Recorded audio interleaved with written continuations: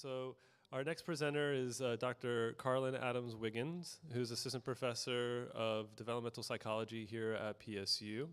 Also an enrichment lead with Build Exito, an RLC with Build Exito, and a career mentor with Build Exito. So please welcome Dr. Carlin Adams Wiggins.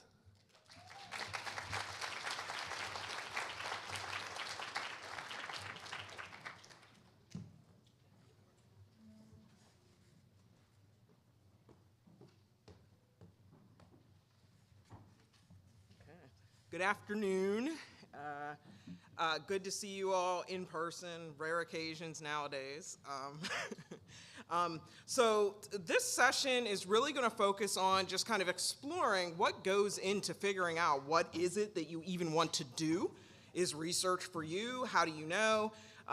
Because as we'll see in a bit, I'll use my own example. I didn't go to college planning to do research, and yet here I am. So clearly something happened in between there. So let's go ahead and get started. So as an overview of what we'll cover, whoops, sorry, I'm gonna tilt this down. As an overview of what we'll cover in this session, we'll start out with a little teensy icebreaker. Second, I'll give an overview of the topic proper, values, interests, and science identity. What in the world do they have to do with each other? Why does it matter? And then finally, the bulk of the session will be activities. So the first activity will be individual. You'll work by yourself, really respond to some prompts to think about what would be interesting to you, what do you care about, what matters to you. Whereas the second activity will be a group-based activity within your tables. And then finally, we'll wrap up with a whole group discussion, which might sound kind of crazy with how big this room is. But we have ways of doing these things, so we will do those things. All right. So for our icebreaker, we're going to do little introductions. Me being who I am, I figure I'll kind of just put my thing on a slide. But what I will have you all do is talk to someone nearby. Hopefully, if you're near someone who you've already been talking to all day and you already know them very well, talk to another person at your table. Don't just repeat. So what you'll ask is, or what you'll tell the other people at your table is, one, what's your name? Second, what's your major or expected major? Because it is completely reasonable to change your major midstream. People do that. I did that. And then third and fourth, what brought you to SRA? Why are you here today? Like, what is it that you came looking for? And then something you wish people knew about you. This doesn't have to be about research. It could literally be anything. It could be, I wish people knew that my favorite TV series was insert title here. Whatever it is, you can put that out there. And then when we kind of circle back at the end of this icebreaker, I'll just give my own little baby size introduction because the pictures are the guide for that. So take about 5 minutes, talk to someone nearby, preferably someone who you haven't already been spending all day talking to. So 5 minutes.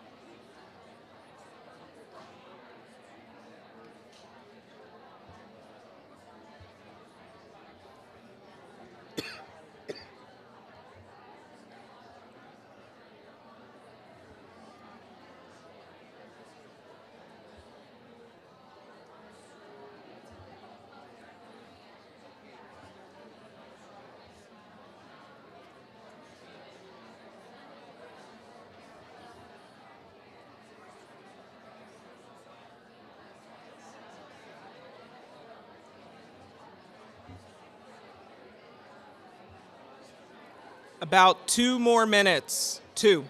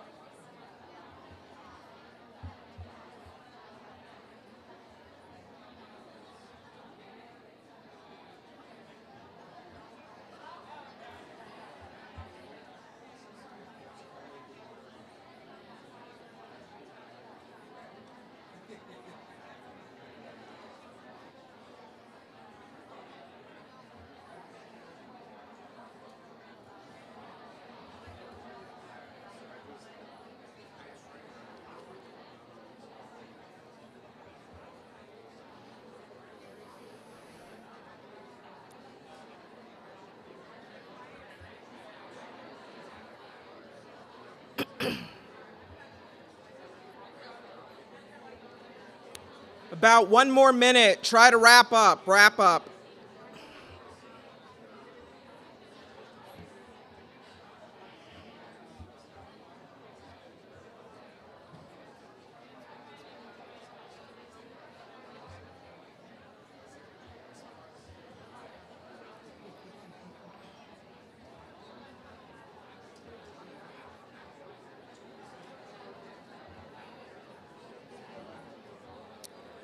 All right, so we're gonna close out the warm-up activity.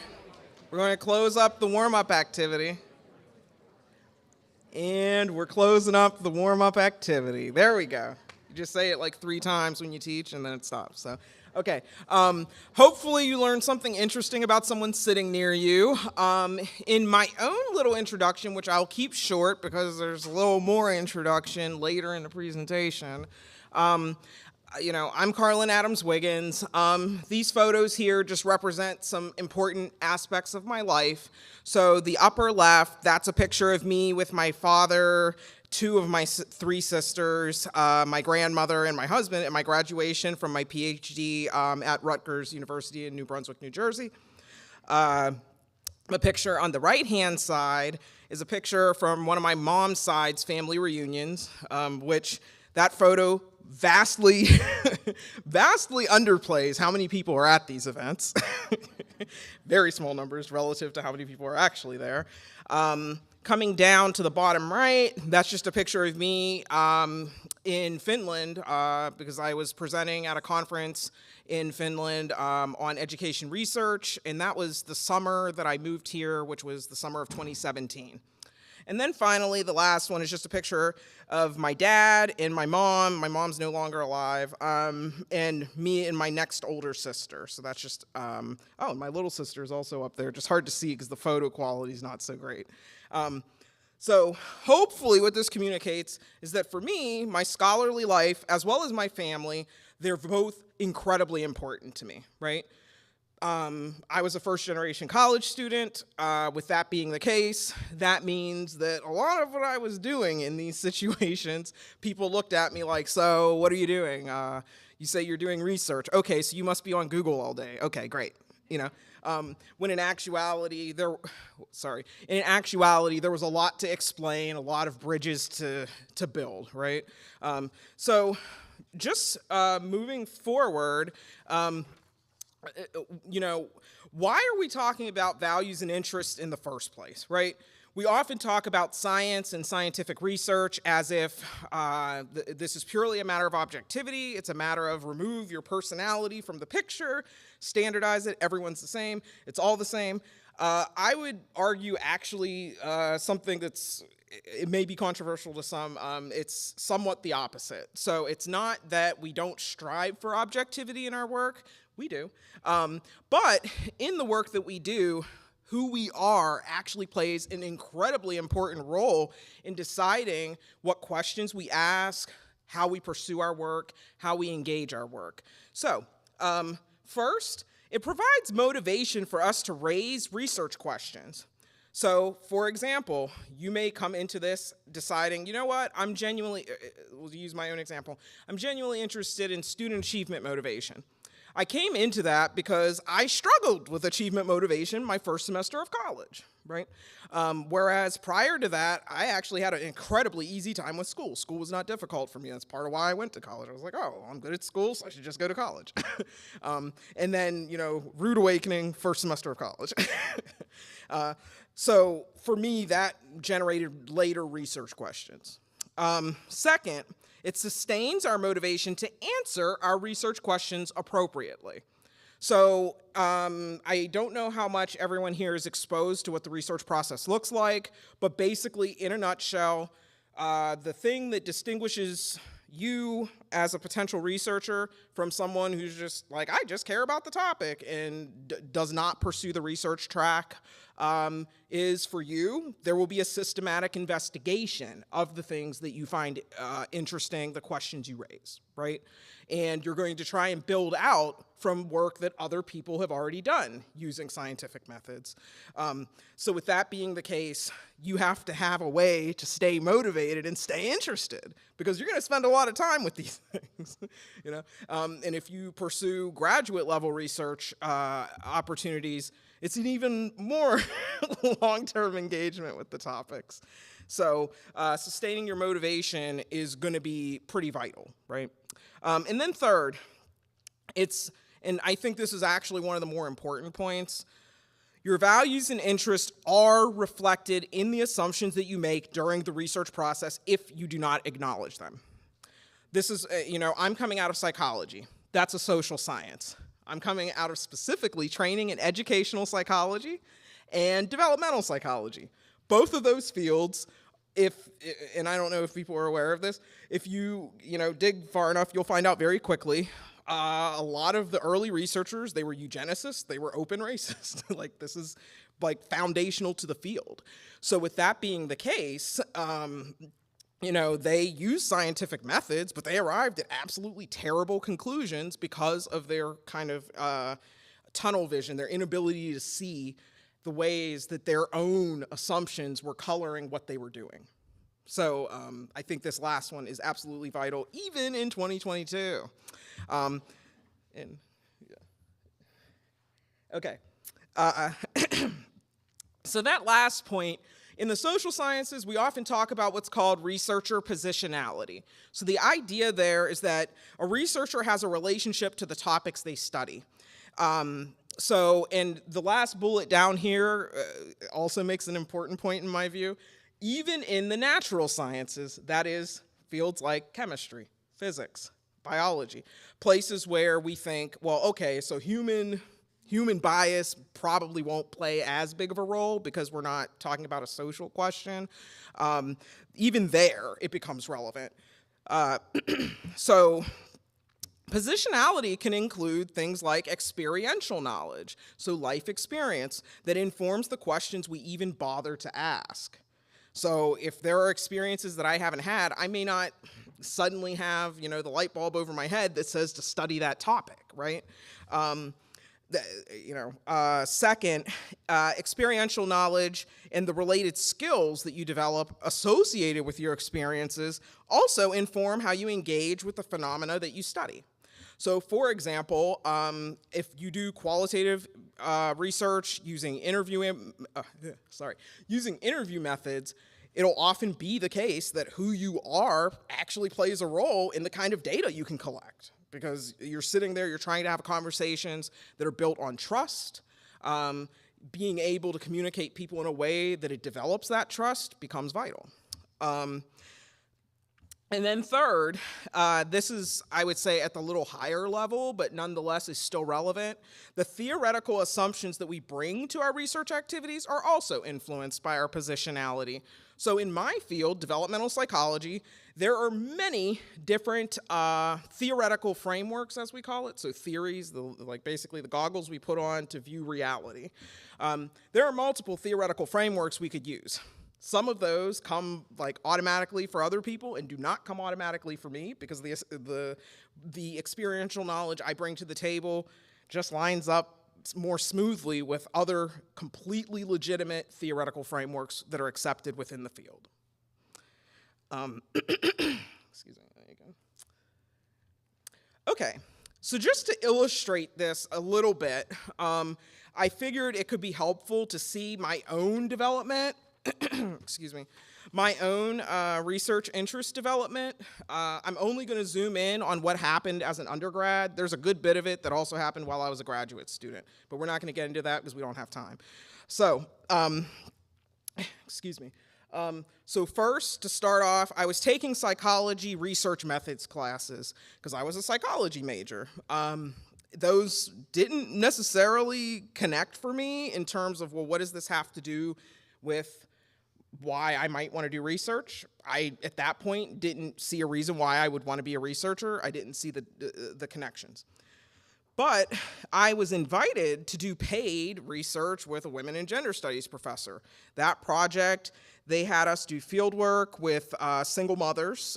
We were working on a guide to help them identify childcare, affordable childcare options that lined up with the resources they had.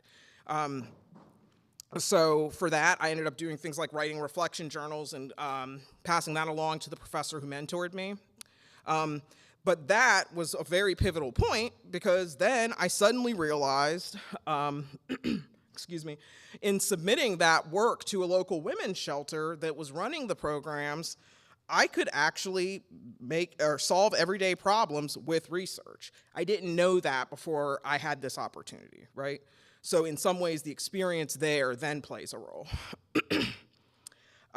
It made me curious about other options. What other ways could I potentially solve social problems using research? So with that, I suddenly became interested, and I'm like, I'm going to take advanced research methods in psychology, even though the first courses didn't make sense in terms of anything I wanted to do with my life. So in that class, I read about resilience in youth of color. So they're a great example of where your experiential your experiential knowledge then influences what questions you ask. So for me, I was thinking, what is it that helps youth of color move past adversity? Excuse me. In doing that, I found out that educational psychology was the field that was talking about the thing that I was interested in. So suddenly now I have one more stepping stone towards my research interest. I now know who is speaking my language, supposedly, at the time. And then finally, because of that, I pursued an honors thesis because I was just suddenly like, wow, this is really interesting. I enjoy this. My skill set, I'm actually good at it. Why can't I keep doing this?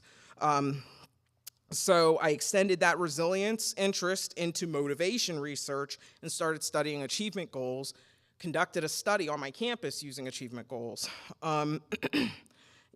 So at that point, you can kind of see the ways that, I actually skipped one of the more important ones.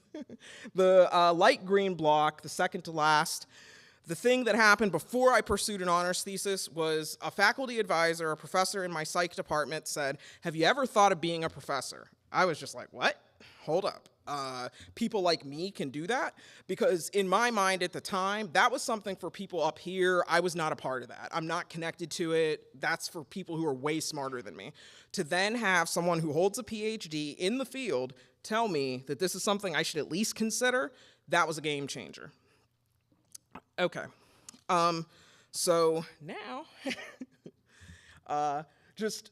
and I'm sorry if you can't really see this, I'll share the slides so you can actually just see this. I don't mind. I'll delete out the one with my family photos because I don't circulate my family photos.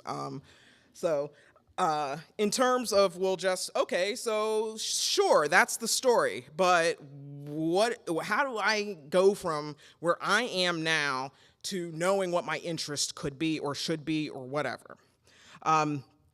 So on the top row, I have just some kind of key things that I realized about myself that influenced whether I was going to be interested in research.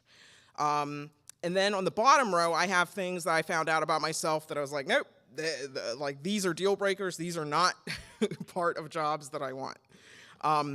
So on the top row, I realized that I enjoyed psychology major topics. I was very interested in my coursework. I enjoyed the topics. I enjoyed studying it.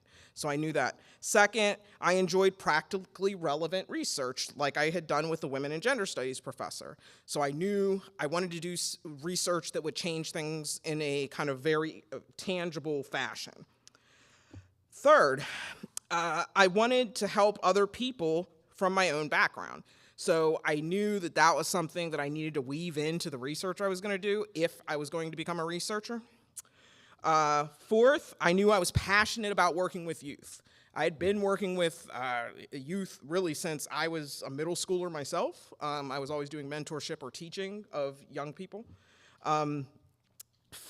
Next, I knew I was easily absorbed into reading and problem solving. Those are two things that I found lots of room to do with research. I knew I wanted to work with people face to face. So I needed to do something that would allow me to actually interact with people. It couldn't just be something where I'm in isolation. And then the last two things that I noticed about myself that made it make sense, I had personal experiences with achievement motivation challenges, like I mentioned earlier. When I first started college, I joke and I tell people I was an ABCD student my first semester because I nearly failed out of my chemistry course because I was like shocked. I was like, oh my gosh, this is a math class. And so, you know, instead of actually asking for help, what did I do? I was like, I'm going to prove that I deserve help. So I waited until the third exam where I finally got a B on an exam. But the catch was I had already had an F and then a D. Now I'm at a B. So, you know, it was a little late in the game. And knowing the way that impacted me, I was like, why would I make a decision like that? It's so out of step with kind of how I reason about things generally. It's like, well, why that? That I knew that that was not going to help me, so why did I do it? So then I got interested. And then finally, I knew that I had a value of prioritizing helping others in need. So whatever I was going to do, it needed to be something that I felt like aligned with that value. Now, on the side of things that I was like, no, we're not doing that. First, I knew that I was easily bored by things that are unrelated to living things and unrelated to people. So odds are, if I was going to say, become a researcher who studies statistical research methods, that was probably not going to work. It would work great for someone else, wouldn't work so great for me. Second, I knew I was easily bored by repetitive work.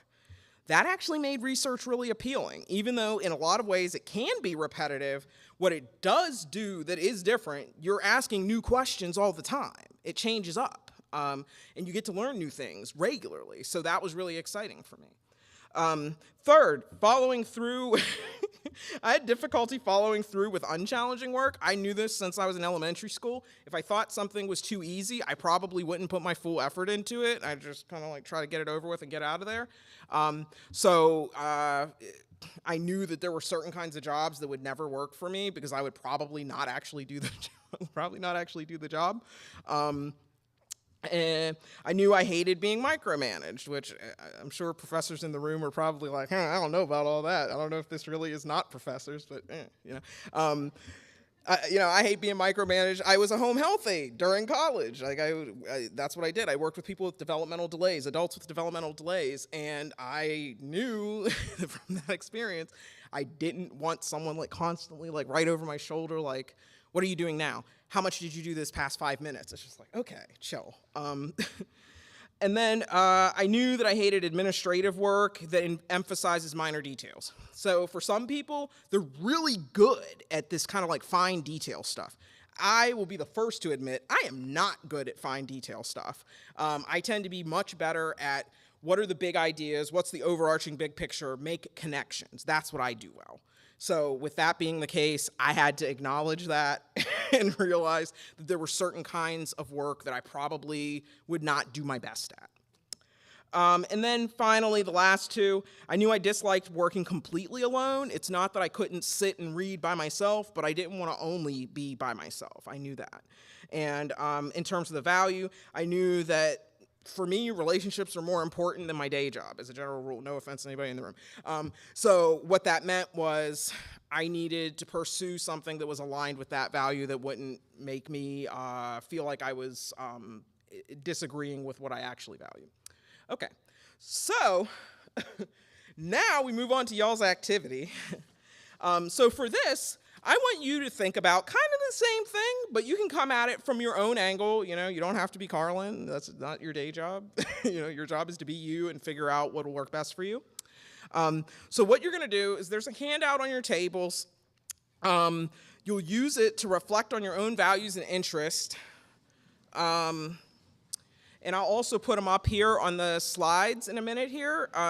But you will not be required to share the contents of what you write down. You will only be required to kind of like discuss a little more abstractly. So if there's something that's a little personal that influences how you think about what you're interested in and that sort of thing, you're welcome to write it down. No one's going to pressure you to share it. So just as a heads up, you'll get about 25 minutes for that. Oh, excuse me. You get about 25 minutes for that, and if you need help, just ask. So you can get rolling on that, and then the questions will be up here too.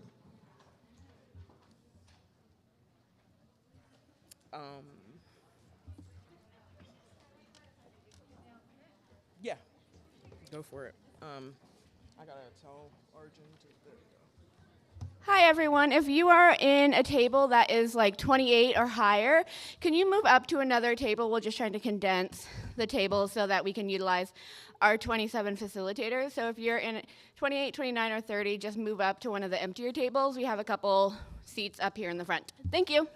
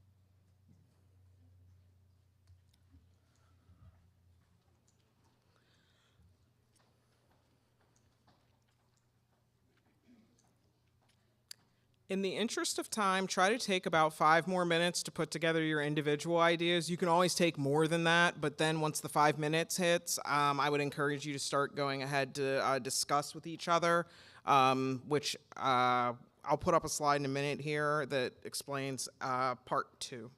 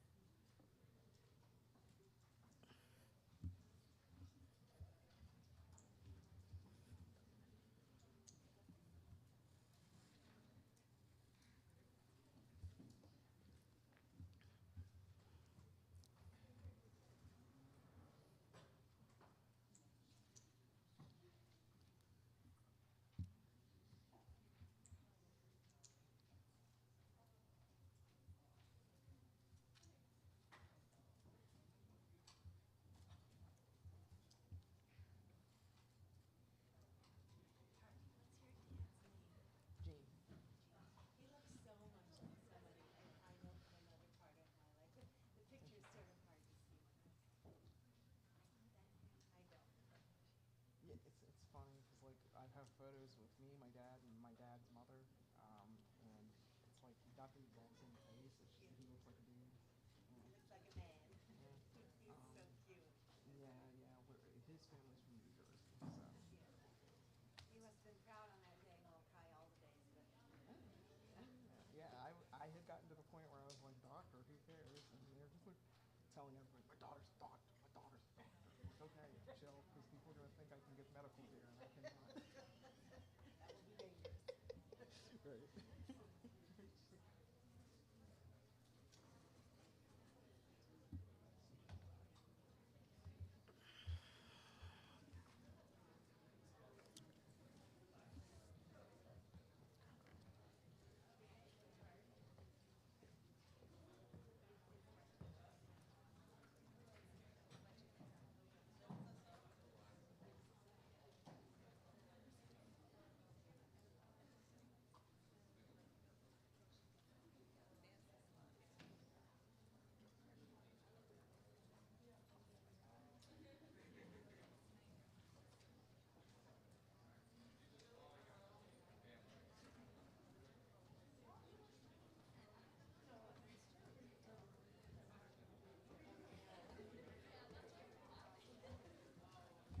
Okay, so in the interest of time, we're going to go ahead and move on to the next activity.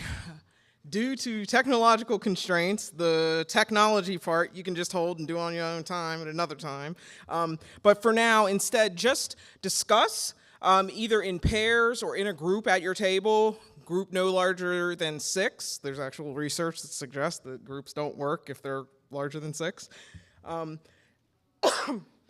Excuse me. So you'll reflect on how activity 1 could relate to your development of research interest. Think through what could be a good fit versus a bad fit for each other based on your responses. And you can share as much or as little as you like from what you wrote on the handout. So, excuse me.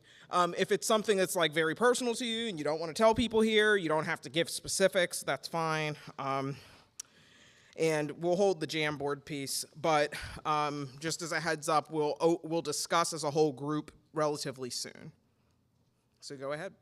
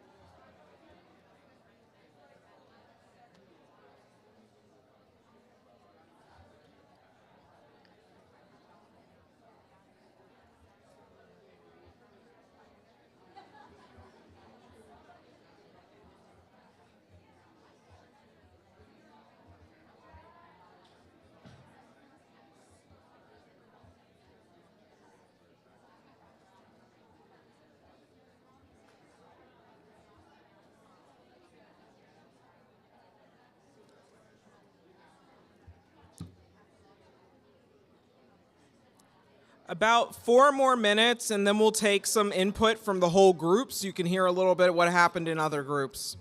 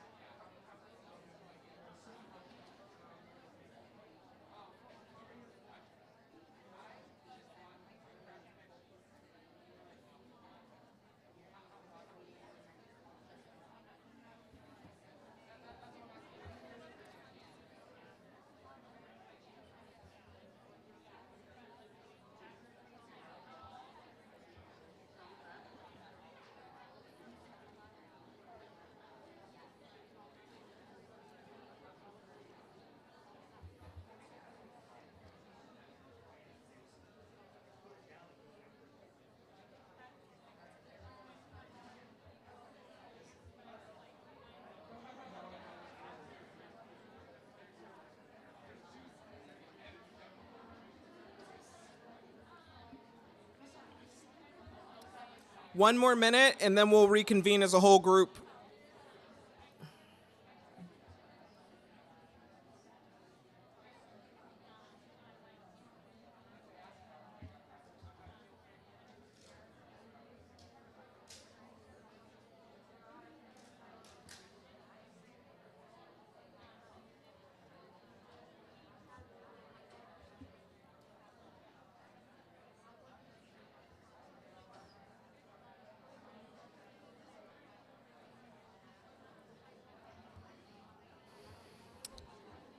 All right, bringing it back. Bring it back. Whole group. Whole group. Whole group. All right, there we go.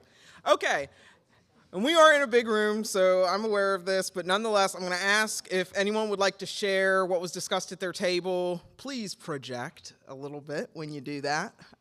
Anyone want to share? Oh, great, we have a mic for this. Great. All right.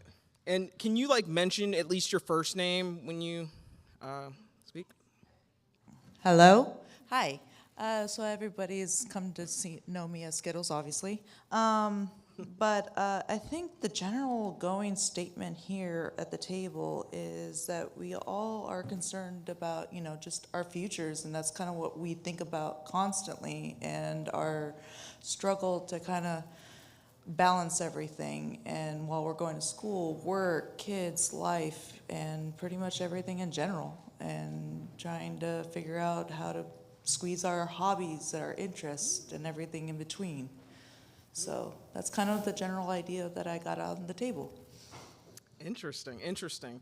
And I think those are all good points. And I'll be the first to tell you, I tend to be the person who's always advocating, do not throw away your personal life if you start pursuing research. Dr. Jen Lindwall, if she's still in here, can speak can speak to this. I'm aggressive on how I talk about this. As you know quite well, I have some very strict boundaries about my day job. I'm like, it's 9:30. Before that, I need time to exercise, so I'm not available for anything before that. And then at 5, it's over. Don't talk to me again. So, you know, there are ways to navigate this for sure. But I would say cutting out the things that make you who you are is not it. So there's that. Anybody else want to share out? There we go. Hi there. Hello. My name is Denise Zuniga, and me and my table here, we're all chatting it up and exploring the things that we do in life and our interest. And Ms. Tijani here was giving us really great feedback, and everything that we're interested in and that draws us into our education, there's a lab for that. So even if it's not specifically for that, it falls under the umbrella, and so there's a lab here for everyone, and I really enjoyed getting to know that. She was just giving us feedback. It was great. Thank you. Awesome, awesome. And thank you to whoever said that. That's like very helpful information. Please continue sharing that. Anyone else want to share out from their group? Let's see, one way in the back.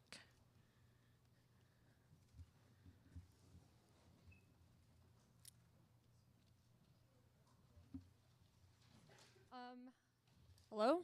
Okay, there it goes. Okay, hi, I'm Rose. I've already talked a little bit here.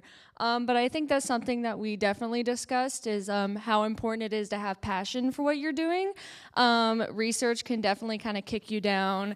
You can feel as low as you can or as high as you can, you know? So it's just really important to like really care about what you're doing because that's your drive, you know? And there's nothing else that I would want to go in debt for, so.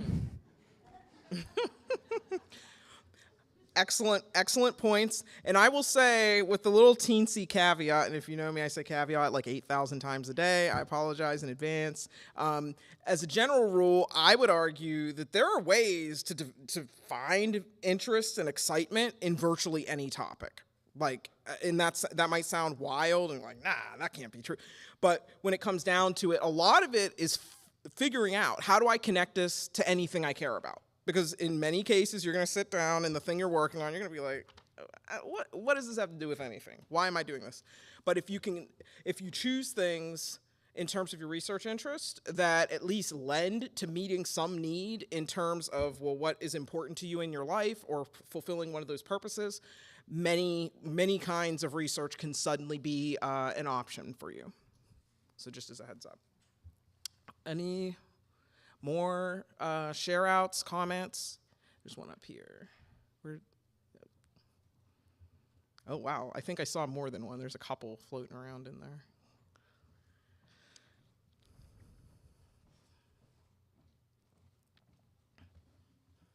Hi, I'm Diana. I think our table is like very community oriented.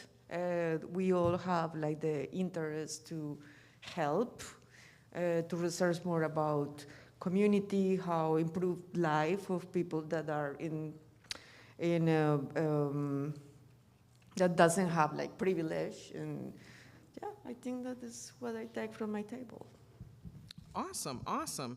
And yeah, I'll just throw out there, I think and part of this, it's influenced by things I see in my own research. I think there's a common misconception that it's, research, if you want to help people, that you have to choose to be, quote, a practitioner. So like say you have to be a medical doctor if you want to help people, or you have to be a social worker if you want to help people.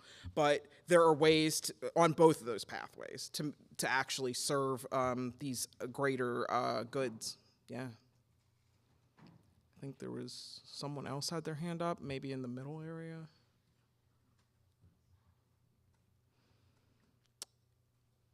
Anyone else? And at this point too, it could be a share out or just like a comment or question. That's also welcome because we do have about 4 more minutes before we close out. I see one here, and then one here. Oh. Hello. Our table, we were all pretty much inspired by our families, seemed to be like a theme, that we all had family members who had communication barriers, and if we weren't thinking of like how to improve communications, we were thinking about built environments and how those environments impact us. So I think that was the main theme that I picked up over here. Very cool, very cool. So yet again, kind of reaffirming this idea that it is 100% okay to look at the life you've lived and then say, you know what, this is where my interests start. These are the problems I care about. I had seen like one right in here.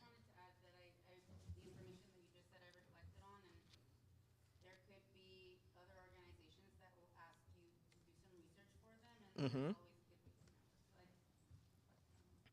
Absolutely. And I would say like Portland State is a great example of this. You know, it's part of why I work here and not somewhere else. You know, and I would say this is an increasing trend, at least in the social sciences, to do research that is, quote, community engaged. There's now this notion of research practice partnerships that like even granting agencies suddenly actually care about.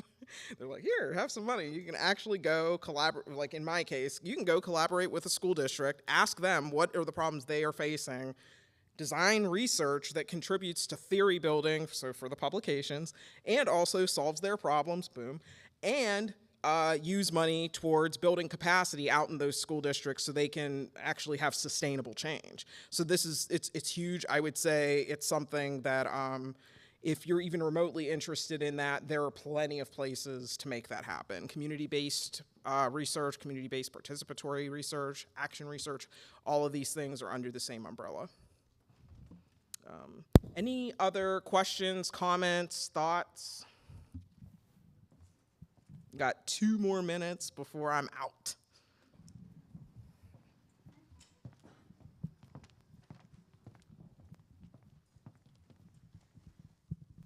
I feel like our table had a lot of different things that sort of popped up, but I'm sorry, I'm going to use you as an example, if that's okay. But like, what if you have a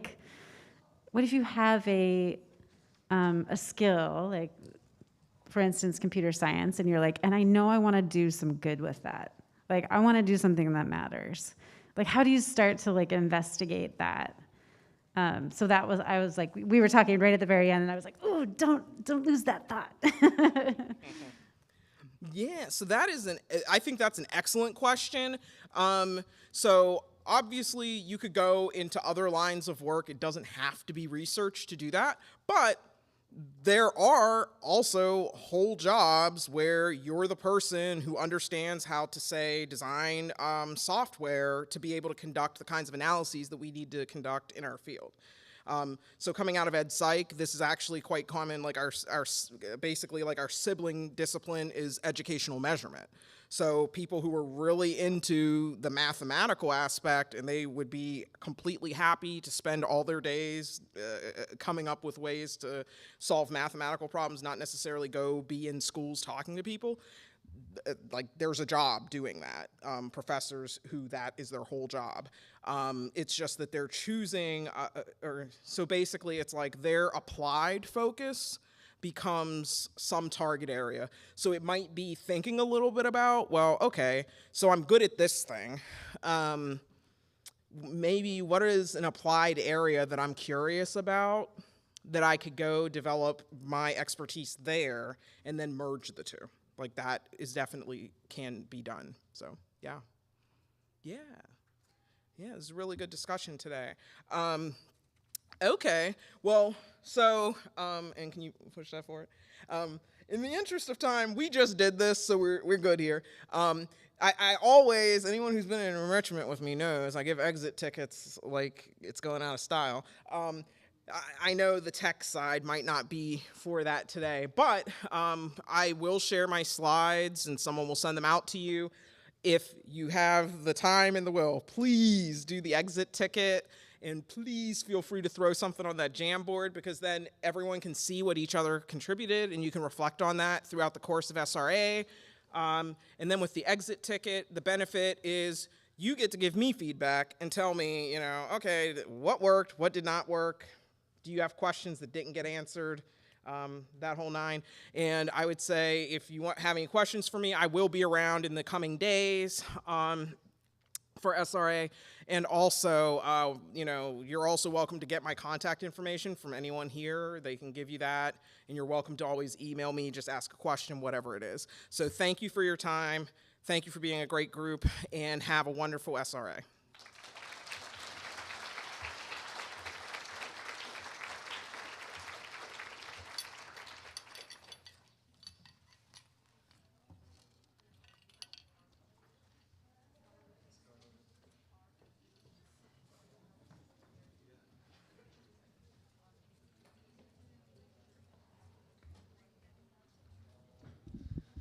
So before I close everybody out and talk about tomorrow's agenda, I'm going to have Dr. Crespo come up and do some closing remarks for our first day of the SRA.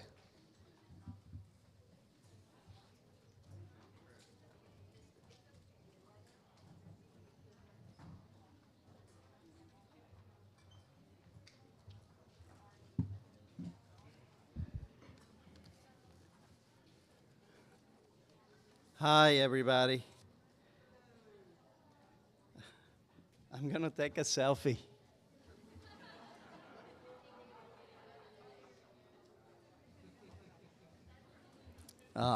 You might have a consent form, so make sure you sign it.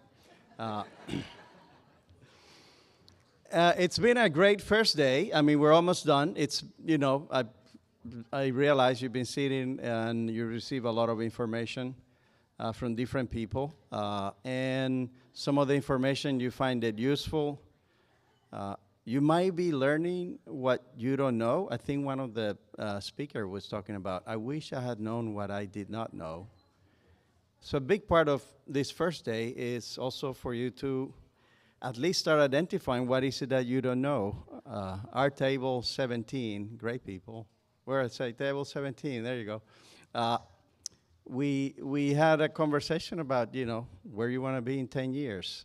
And that seems like a long time. And at the same time, 10 years could go fast. Knowing where you want to be in 5 to 10 years help you make decisions, because the shortest distance between 2 points is what? A straight line.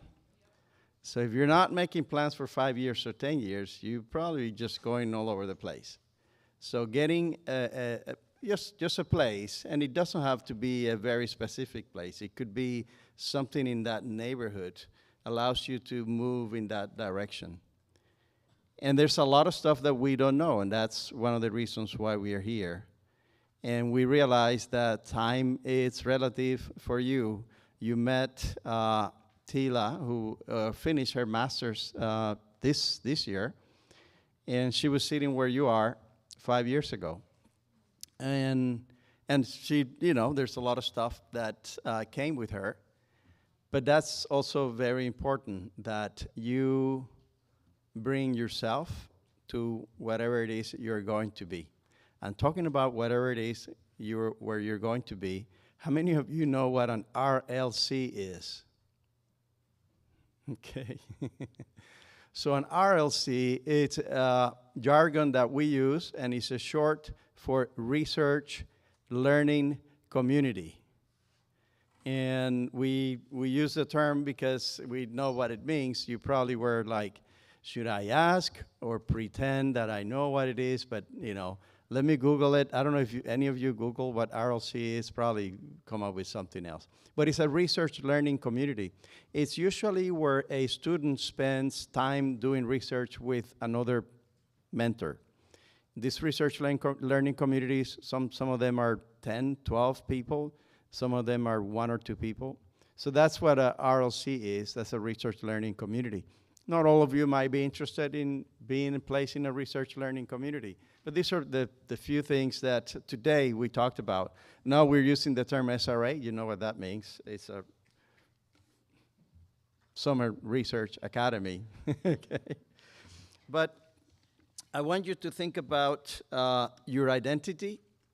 You have come here with an identity. I mean, I could tell you about what formed my identity. I was born in Puerto Rico, so I, have that funny accent, and I think my kids say that I walk like a Puerto Rican. I have no idea what that means. But it says, yeah, Dad, you don't walk like somebody who grew up here. So, okay. But that is an identity that came with me. I can't shake it off for as much as I can. I'm stuck with it. But we have other identities. Some of them are religious identity that inform a lot of our decision making, inform a lot of what you're going to do in 5 or 10 years. Some of them are political identities. Sometimes we just are unable to talk to somebody from the other party because, we just can't believe that they think that COVID-19 is a hoax or something. But so these things you brought with you today, we are adding an extra identity to you. We are adding the identity that you are going to be a scientist. And these identities do not have to be mutually exclusive. You can be a scientist and yet be all the other stuff that you came with. And that is precisely what we are asking, that you do not leave yourself out the door before you enter a research learning community. You have shown up here today because this is what you want to do. I mean, no one is somebody forcing you to be here? Hopefully not. But you are here on your own, and you want to do this, or you thought you want to do this. Maybe after today we're going to have half the room.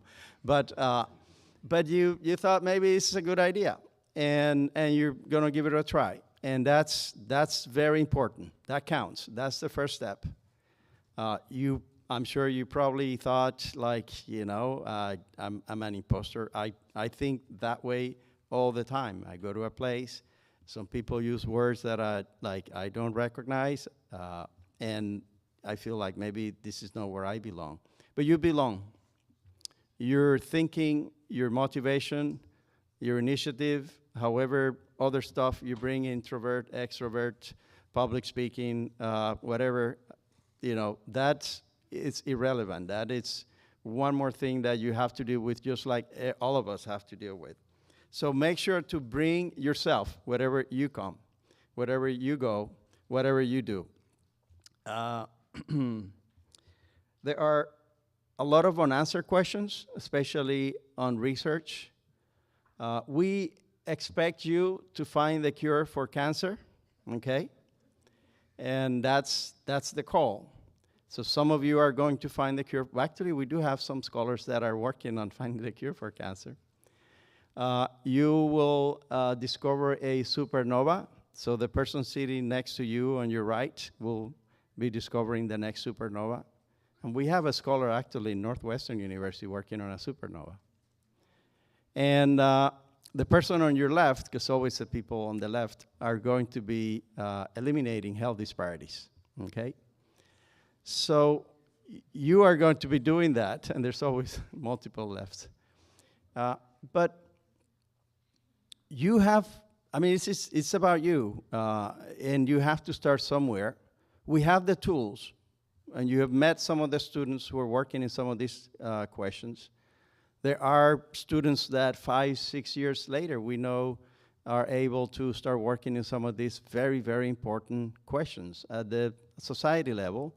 Some are macro questions, some are very cellular questions. They do contribute to a better place to live, do contribute to human health, and do contribute to how we relate to each other. So I want to give you permission to fail.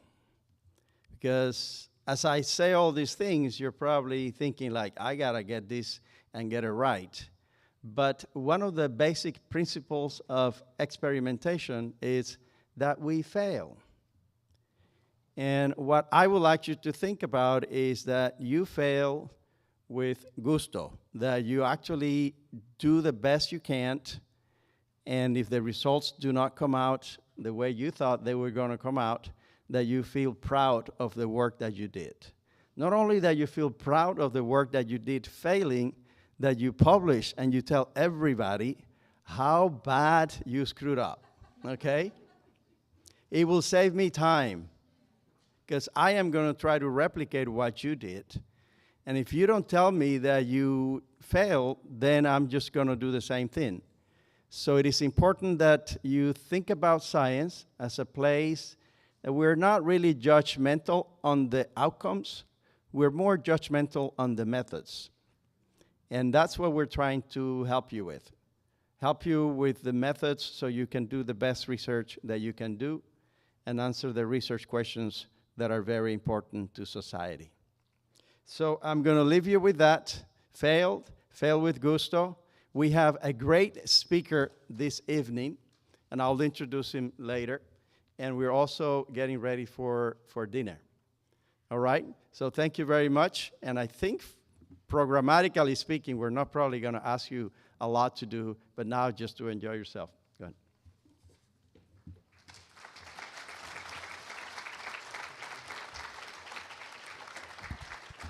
I don't know about you all, but I think he walks like a researcher. That's what I think. He walks like a researcher. Okay, so I'm just going to go through some of day 2, and then after that, dinner is ready. Just for those who are vegan and vegetarians, your meals are going to be on the side closest to the mural. But just tomorrow, we're going to do breakfast at 9 a.m. We'll do a little grounding activity as well after that. We'll also be exploring and developing research interests, which is always a really great session.